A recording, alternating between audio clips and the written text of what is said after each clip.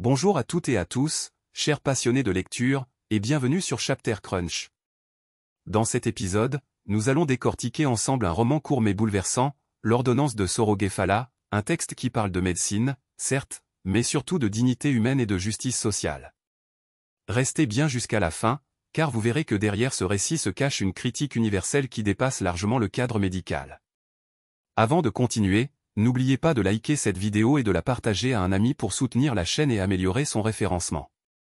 Résumé détaillé du roman. L'ordonnance raconte l'histoire simple en apparence d'un homme malade qui a besoin d'une prescription médicale. Mais ce geste banal, obtenir une ordonnance, devient une lutte contre l'injustice et le mépris. Le malade, vulnérable et affaibli, se rend chez le médecin. Là, il fait face non pas à une main tendue, mais à une barrière de froideur et d'humiliation. Le médecin, plutôt que de soigner, affirme son autorité et son pouvoir. L'ordonnance, qui devrait être un outil de guérison, devient le symbole d'une société inhumaine où la dignité des pauvres est constamment bafouée. Ce roman, bien que court, agit comme un cri. Il dénonce la condition des plus fragiles dans un monde où l'administration, la médecine et les institutions devraient protéger, mais se transforment en machines d'exclusion. Lecture méthodique et analyse détaillée.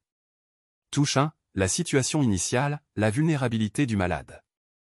Dès les premières pages, Soro-Ghefala nous plonge dans le quotidien d'un homme brisé par la maladie. Son corps est faible, son esprit marqué par l'angoisse. Il n'a qu'un objectif, obtenir une ordonnance, c'est-à-dire accéder au droit de se soigner. Thème, la condition humaine face à la fragilité. Style, une écriture dépouillée, réaliste, qui met en avant la souffrance sans artifice. Analyse symbolique, le malade représente l'ensemble des pauvres. Ceux pour qui chaque démarche administrative devient une épreuve. Touche 2, le médecin, figure d'autorité et d'indifférence. Le médecin, censé incarner la bienveillance et la mission de soigner, apparaît comme froid, distant, presque inhumain. Plutôt qu'un soignant, il devient une incarnation du pouvoir. Thème, l'abus d'autorité, la déshumanisation. Analyse, l'auteur ne décrit pas un médecin en particulier, mais une fonction. Ce médecin devient le symbole d'un système médical qui a oublié son rôle premier, sauver et protéger. Symbole, la blouse blanche, qui devrait rassurer, inspire ici la peur et la domination. Touche 3, le rapport de force et l'humiliation. Le malade est suppliant, tandis que le médecin est arrogant. Entre eux se joue un rapport de force cruel. L'ordonnance devient un instrument de pouvoir, qui l'écrit détient la vie de l'autre. Thème, l'injustice sociale. Style, un ton sec, presque tranchant, qui accentue l'opposition entre vulnérabilité et domination. Analyse symbolique, l'ordonnance est plus qu'un simple papier.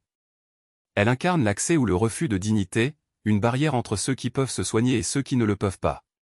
Touche 4, la critique sociale de Soro-Ghefala. À travers ce récit, l'auteur dénonce trois grandes réalités. La bureaucratie inhumaine, les institutions deviennent des machines à humilier plutôt qu'à protéger. La hiérarchie sociale, les plus pauvres sont écrasés par ceux qui détiennent le savoir et le pouvoir. Le manque d'humanité, dans un monde où la compassion devrait être une valeur essentielle, règne au contraire l'indifférence. Touche 5, les personnages secondaires et le décor. Bien que le récit soit centré sur la relation malade-médecin, les personnages secondaires, la famille du malade, les témoins muets de la scène, jouent un rôle important. La famille illustre la solidarité fragile face à la maladie. Les témoins passifs symbolisent une société habituée à l'injustice. Qui regarde sans agir. Le décor, lui, est minimaliste, presque étouffant, pour mieux concentrer le lecteur sur la violence de la scène. Touche 6, le style et la plume de l'auteur. Soro-Ghefala écrit avec une plume sobre, directe, sans détour. C'est une écriture réaliste, presque clinique, qui colle à la dureté du sujet. Mais cette simplicité est aussi une force, elle rend l'injustice plus brutale, plus palpable. Conclusion. L'ordonnance est un roman court, mais son impact est immense. Il nous rappelle que la littérature peut être une arme pour dénoncer, pour éveiller les consciences, pour donner une voix à ceux qui souffrent en silence. Ce texte nous interroge, que vaut une société qui oublie ses plus vulnérables?